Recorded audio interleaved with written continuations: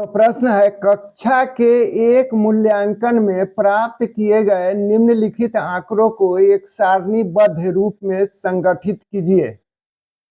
अब हमारा अंक कौन कौन है? 4, 6, 7, 5, 3, 5, 4, 5, 2, 6, 2, 5, 1, 9, 6, 5, 8, 4, 6, 7 इतना अंक है। तो सारणीबद्ध रूप जैसे इसको सारणी बनाते हैं पहले। हॉल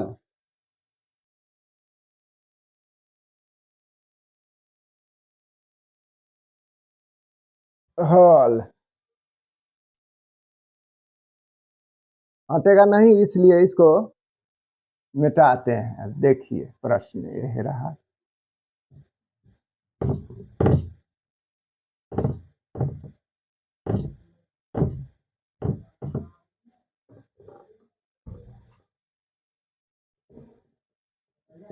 सारणी यहाँ पर लिखते हैं अंक, इसमें लिखते हैं मिलान चिन्ह, और इसमें लिखते हैं बारंबारता।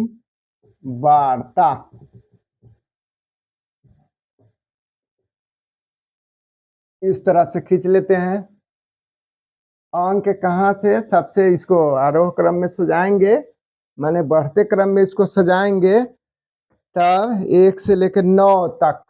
1, 2, 3, 4, 5, 6, 7, 8, 9 इतना जो है से है।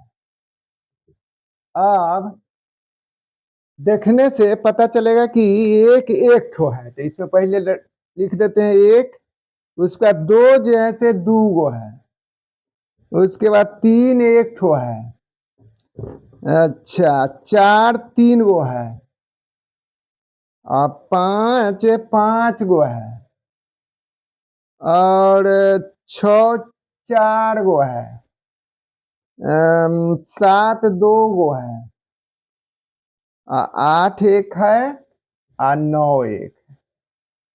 अब मिलान चिन्ह, इसका एक का तो एक होगा, ये 2 गो है तो 2 गो चिन्ह इस तरह से खींच देंगे, एक है तो फिर एक खींच देंगे, 3 है तो 1 2 3, इस तरह से 5 है 1 2 3 4, ऐसे करके काट देंगे तो 5 हो जाएगा।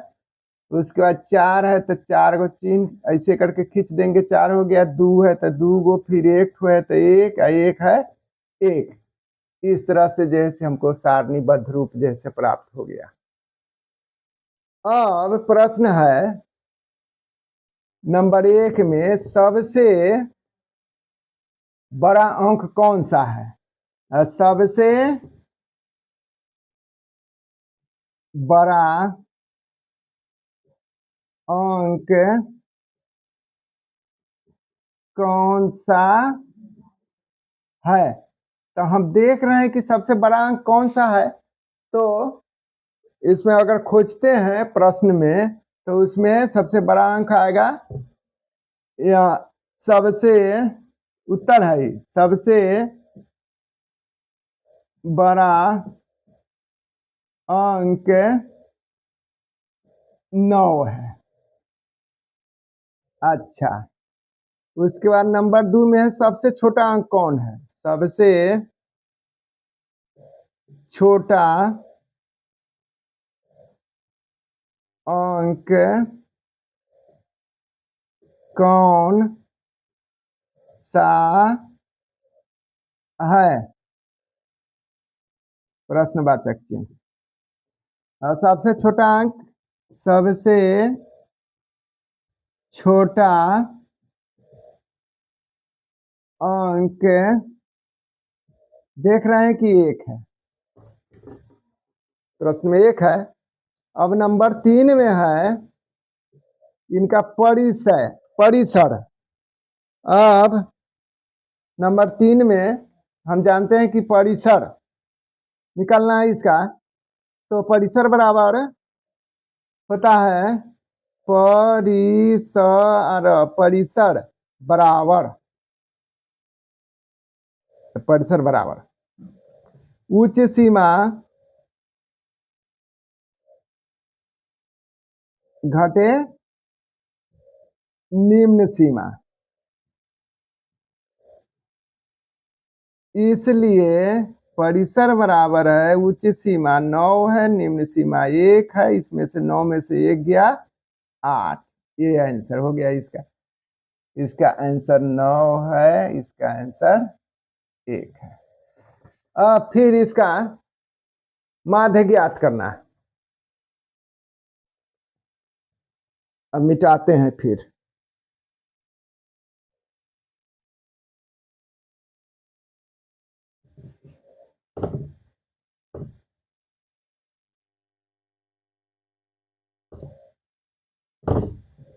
अब माध्य के लिए सारणी बना रहे हैं फिर सारणी विधि से। तो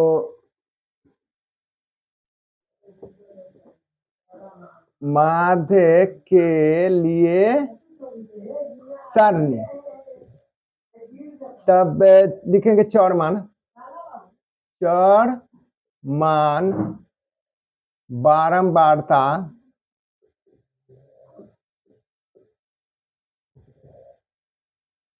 चौड़मान गुने बारंबारता। इसमें x लिखेंगे, इसको f लिखते हैं, इसको x गुने f लिख देते हैं। चलिए इसको सजाते हैं। अब इसको भी वही आरोही क्रम मतलब बढ़ते क्रम 1 से शुरू करते हैं 1 से 9 तक।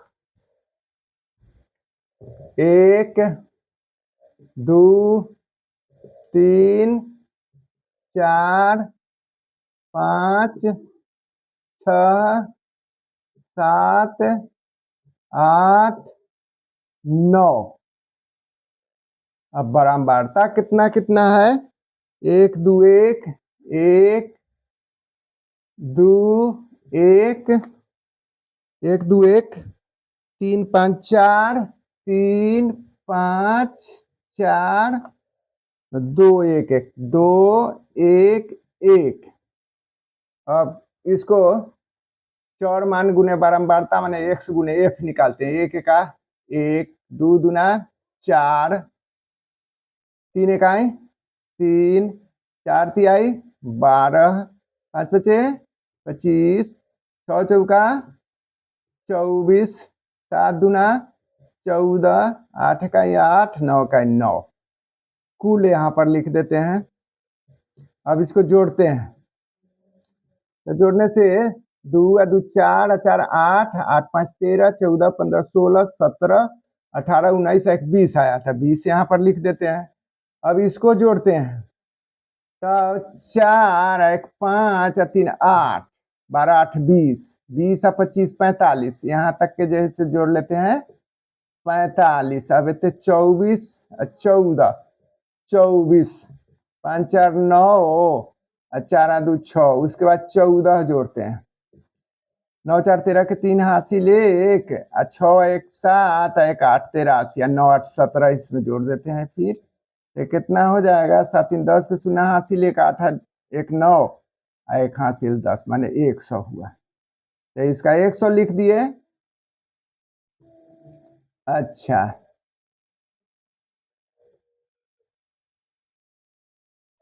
अब a बराबर कुल जोड़ fx बटे कुल जोड़ f बराबर है 100 बटे 20 20 से 20 25 100 इसी करके काट करके इसका 5 आंसर।